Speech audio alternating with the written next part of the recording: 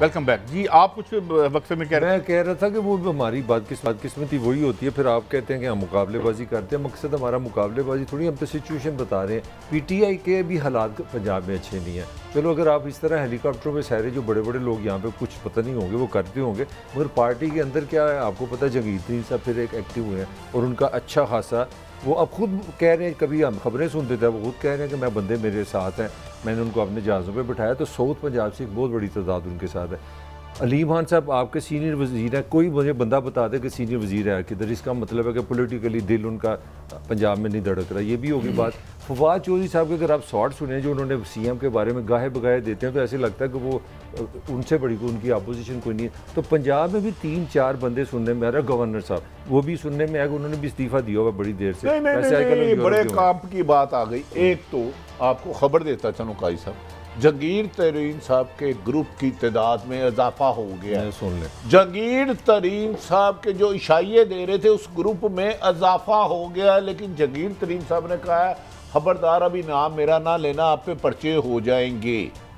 इजाफा हो गया। दूसरा, गवर्नर पंजाब को भी की जगह जिस बंदे का गवर्नर पंजाब डिस्कस करने के है, अगर मैं उसका मादी बताऊं तो मलक साहब आप कानों को हाथ लगा लेंगे।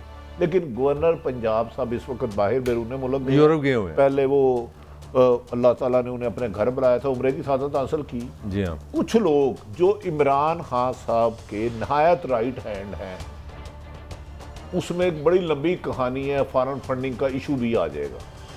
वो चाहते हैं कि चौधरी सरवर गवर्नर पंजाब को इतना स्क्रू किया जाए, इतना स्क्रू किया जाए, इतना तंग किया जाए कि वो गवर्नरशिप से रिजाइन दे। यहाँ तक कि गवर्नर्स की ना, वो तो खैर शहबाज शरीफ के दौर की चले गई हैं, गवर्नर साहब चौधरी सरवर साहब, फिर खान साहब को अहम तरीन लोगों ने बताया कि आपकी पार्टी में 2-3 लोग हैं जो मुश्किल हालात को टैकल करने की अहलियत रखते हैं, आप इस तरह ये लोग ज़ाया ना करें। कुछ लोग आपके कान में कहते हैं, मान जाते हैं। अब गवर्नर पंजाब की पहले एक नेक्सी होती थी मरी में भी, वो उनके गेस्ट चले जाते थे, वो मौजूदा सीएम साहब ने छीन ली है, अब उनके गेस्ट होते हैं। नहीं, वो तो एक जितने भी एक आपको पता है प्रोटोकॉल होता है, जो सरकारी यूनिवर्सिटी के चांसलर गवर्नर पंजाब होते हैं ना, वाइस चांसलर, तो एक प्रोटोकॉल होता है। आपने किसी को प्रोफेसर बनाया। एक और खबर दे दूं, काजी साहब भी वो मिनिस्टर यार है, वो मिनिस्टर भी काजी साहब के दोस्त, ऑनेस्ट हैं, ईमानदार हैं, पैसे नहीं खाते और वो बेहतरी भी लाते हैं। पंजाब की अहम तरीन शख्सियत ने कहा मैं तेरी मिनिस्ट्री बदलने लगूँ, मैंने तुझे नहीं रखना। उन्होंने कहा सर मेरा क्या कसूर है, मैंने कौन सा गलत काम किया। सुना है उसका कसूर क्या है, वो गलत काम नहीं करता। फिर उन्होंने नहीं ये कसूर है, मैं आपको बता रहा हूँ। फिर उन्होंने मुल्क की अहम तरीन शख्सियत को कहा जनाब मेरी मिनिस्ट्री बदलनी क्या है, मैं एमपीए से रिजाइन दे देता हूँ। हम सीटों के पीछे भागने वाले नहीं हैं, हम ओहदों के पीछे भागने वाले नहीं हैं, हम इमरान खान की काज के साथ खड़े हैं। काजी साहब ये हो रहा है। अच्छा नहीं, आपने रिज़ाइन की बात की, तो फेडरल में भी हमारे जो एविएशन के मिनिस्टर हैं, सुनने में आ रहा है कि वो भी कोई खामोश को पार्टी बनाने देखिए, आप बड़ी सब लंबी बात देखें। मैं वफाक की बात, मैंने आपको पहले बात सुनाई थी ना, अवाम का जब इशारा होगा अवाम का इशारा, हाँ जी हाँ, जिस वक्त अवाम जोक दर जोक कहेंगे कि भाई अब जहांगीर तरीन साहब आपके हुक्मरान। अवाम किस तरह इशारा करी, यूटीवी पे आके इशारा करी, लेकिन होता है अवाम का इशारा। बड़ी साहब आपको तो पता है ये क्या बात है। देखिए अवाम के इशारे नजर नहीं आते, यही बात है। कुछ भी ना कहा और कह भी गए, कहते कहते रह भी गए। तो अवाम ये जाम जो साहब हमारे बलूचिस्तान के, इनको भी अवाम का इशारा हो रहा है। इस्लामाबाद में ज्यादा नजर आते हैं, बलूचिस्तान में कम होते हैं। अपोजिशन उधर की बलूचिस्तान के मुताबिक रेपुटेशन ठीक है। दूसरा, एक तो अपोजिशन तो है ही है, उनके अपने साथी बाप के लोग भी उनसे सख्त नाला है। आज गालबन जाम कमाल साहब प्राइम मिनिस्टर साहब से भी मिले हैं, गालबन नहीं मिले हैं। इससे पहले वो पिंडी भी चक्कर लगा के गए थे। पिंडी की जो बलूचिस्तान की हुकूमत एक कॉल पे सेट हो सकती है, लेकिन सुना है उन्होंने कहा नहीं भाई अपने सियासी मामला खुद करें। उनके अपने जो बंदे हैं उन्होंने हॉर्स ट्रेडिंग का इल्जाम लगा दिया कि मेरे बेटे को फोन करके ये ऑफर किया। नहीं देखिए, अगर ये ऐसा हुआ तो नहीं होना चाहिए, क्योंकि मैं तो इल्जाम की बात कर रहा हूं, मैं नहीं कह रहा। जदोजहद ही करप्शन के खिलाफ है। अगर उनके किसी भी बंदे पे ऐसा एलिगेशन है कि वो बंदे खरीद रहे हैं पैसे दे के, तो वज़ीर आज़म को हम उम्मीद रखते हैं कि वो ज़रूर कार्रवाई करेंगे। मगर सवाल ये है कि लड़ाई क्या कहते हैं कोयटा में, तो वो अपना पिंडी इस्लामाबाद की सैरें कर रहे हैं, ये कोई समझ के देखिए आप बड़े बोले उस बात का नहीं वो काजी साहब आप लाहौर में प्रोग्राम कर रहे हैं, थाईलैंड बैठा हूं। मुझे एक बताएं, आपको अपनी बातें याद नहीं आती? 7-7 घंटे बैठ के तरले करते हैं आप, तो वो पिंडी ना आए, मजबूरी है। जाम कमाल को जो है हम वहां पे कहेंगे भाई आपका मुआसरा हो चुका है, तुसी नहीं आना पिंडी, सिर्फ साडा हक है, सानू सानू सानू जिहड़ा है। अच्छा काजी साहब, बलोचिस्तान में असल इशू है क्या? उनके स्पीकर बलोचिस्तान का असल इशू ये है कि बलोचिस्तान की एक इंतहाई करप्ट अशराफिया है, जिसने बिलियंस ऑफ, और मैं ये यहाँ आज फिर भूतानी साहब को, जो वहाँ के साबिक स्पीकर थे, वो कहते थे कि यहाँ जो साइकिलों पे असम्बली में एक दफ़ा घुसता है वो वापस जो है वो उसके जीपस्टर्स पे जाता है और वो SUVs पे जाता है, और हम भी उसका मसला है। इस्लामाबाद ने भी जो है उनको जातियाँ हमने की, और वहाँ की जो इशराफी और ख़वानीन है, एक ऐसे भी थे आलिया फौत हुए हैं, उनके बारे में मुझे डॉक्टर लाल खान ने बताया कि वो जब लंदन में जिस रंग की बेंटले से निकलते हैं उसी रंग की कोट पहना। अच्छी और बड़ी अच्छी खबर है ये आवाम के हालात आपका काजी साहब, आप तो ये कह रहे हैं ना, एक बंदे ने धक्का लगा के गाड़ी चलानी सीखी, मैं नाम नहीं लूंगा ना आप पूछेंगे क्योंकि वो ऊंचे मुकाम पे है। इस वक्त मेरी इतला के मुताबिक उनकी प्रॉपर्टी 20 अरब से ज्यादा है।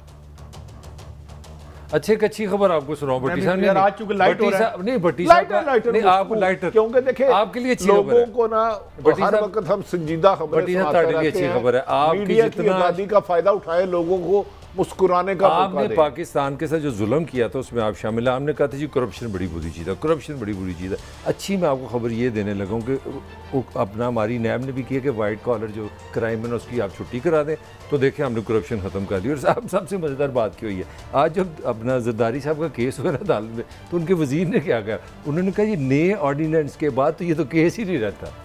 ये कितनी अच्छी तो मैंने कल परसों कहा था ये खामोश NRO है, अभी वक्त गुजरने दें। हाँ। इनमें से इस ऑर्डिनेंस की जो तरमीम की गई है ना काजी साहब, आप खुद हैरान हो जाएंगे ये कौन कौन बच गया है। मैं एक आज चूंकि लाइट बात कर रहा हूँ, तो आज हफ्ते का आखिरी प्रोग्राम है, मैं एक बच्चे का इंटरव्यू ले रहा था, तो उसने मुझे कहा कि यार क्या पढ़ा हुआ है, तो उसने चेकिंग कर ली थी मेरी कि मैं कौन हूँ। उसने मुझे कहा जी मैंने लियोन ट्रॉट्स्की को पढ़ा हुआ है। मैं इंज हो गया, मैं कहा बेटा उसकी बायोग्राफी पढ़ी है? कहा जी बिल्कुल पढ़ी है। मैं कहा बेटा उसका पहला पैरा नहीं बोलता, तो वो कहने लगा पैरा नहीं सी आता। मैं समझ गया, मैंने ये वाक़या समी साहब को सुनाया, उन्होंने कहा वो बच्चा बड़ा होना आ रहा है, उस पर नज़र रखें, बहुत जल्द वो कितनी तरक्की करेगा। और एक दिन वो बच्चा CM साहब के साथ बैठा हुआ था, और मैं समी साहब की यानी दानिश पे हैरान, उनका इन्हीं लोगों की गुंजाइश है ये माशाल्लाह आपका जो राजा भट्टी साहब, मुझे समझ ऑर्डिनेंस आपने क्यों नैब कर ले गया, उससे क्या मकसद है? ऑर्डिनेंस देखें, मैंने 3 साल आपको खूब रगड़ा लगा लिया, ठीक हो मैं अपनी बात करूं, हम किसी को नहीं हमें तो चोरी कहा गया नहीं, तो अपोजिशन के लफ्ज़ ही चोर की बात नहीं कर रहा मैं आपकी सर, या तो लफ्ज़ चोर था। 3 साल मुझे ताकत मिली, मैंने आपकी पूरी पार्टी को, अब फंसना मैंने है या मेरे यारों ने जिन्होंने पैसे खाने हैं, तो मैं अपने लिए कोई रिलीफ ना तलाश करूं, चोर दरवाजा ना ढूंढूं। क्या तो मुझे यार क्या दरिंदा समझ नहीं आपका मलक साहब बड़ा अफसोस है यार। नहीं हुकूमत का फायदा भी तो होना चाहिए। 3 दफा हक में वक्त रहे हैं, आपकी इतनी प्रॉपर्टी बन गई, अब मैंने छोटी सी बनाई है, ये मैंने उसको भी तो सेव करना है। हम ब्रेक के बाद आएंगे और हमने खास तौर पर रिकैप भी करना है। बात हम करेंगे कि वजीर खजाना जो इक़दामात मुश्किल जो हमें मुश्किल सुना रहे हैं वो किस पे मुश्किल आने वाली है, एक ब्रेक के बाद। वेलकम बैक नाज़रीन, हम बात कर रहे थे वज़ीर ख़जाना साहब जो कह रहे हैं कि सख्त इक़दाम करेंगे। हमारे साथ मारूफ मईशतदान जनाब डॉक्टर फ़ारूक सलीम साहब, thank you very much for your time. Doctor साहब, मैं डॉक्टर साहब आगाज़ इसी बात से कर लेता हूँ कि सख्त इक़दाम 70-80% जो है विद होल्डिंग टैक्स तो आवाम दे रहे हैं, तो अब मज़ीद क्या होना है? बिजली की ये कीमतें वगैरह बढ़ाने का कह रहे हैं या कुछ और कह रहे हैं? देखिए, मुझे पहली बात तो समझ नहीं आ रही कि आप जो सीरियस इश्यूज हैं पाकिस्तान के उनको क्यों डिस्कस करना चाह रहे हैं। पिछले 8 दिनों से इस्लामाबाद में जो बातचीत हो रही है उनका 22 करोड़ पाकिस्तानियों से रियली कोई इफेक्ट नहीं है, उनका रोटी पानी बिजली की कीमतों से कोई उनका ताल्लुक नहीं है। यहाँ पे बात हो रही है कि एक सर्कस आप समझे चल रहा है कि कौन बनेगा DGISI। कभी कहा जाता है कि समरी आ गई है, जिनको मिलनी है वो कह रहे हैं आ गई है, जिन्होंने भेजनी है वो कह रहे हैं कि अभी अच्छा नहीं, डॉक्टर साहब गुजारिश ये है कि आपको मैं बहुत फॉलो करता हूँ, बहुत कम लोगों को फॉलो करता हूँ, क्योंकि आप गरीब की आप बात करते हैं, आम आदमी की, जिनके मसाइल 2 वक्त का खाना, जिस्म ढांपना, तालीम और बेसिक एजुकेशन। वज़ीर ख़जाना साहब कहते हैं सख्त इक़दाम करने पड़ेंगे। क्या इस 90% पॉपुलेशन की इतनी सख्त है कि उन पर मजीद वजन डाला जाए महंगाई का? भट्टी साहब, हम इस्लामाबाद में रहने वाले और ख़ास तौर पे जो फैसला करने वाली शख्सियात हैं पाकिस्तान इस्लामाबाद के अंदर, उनका गरीब आदमी से कोई ताल्लुक नहीं है। आप सीरियस इश्यूज डिस्कस करना चाहते हैं कि 22 करोड़ पाकिस्तानियों को क्या बनेगा, यहाँ पे डिस्कशन ये हो रही है कि गल बढ़ गई है या गल कट गई है। यहाँ पे तो एक और सर्कस सा चल रहा है। यहाँ पे फोकस ही नहीं है कि हमने क्या करना है, IMF के साथ हमने किस किस्म की मुज़ाकरात करने हैं, उनका असर पाकिस्तानियों के ऊपर क्या होगा।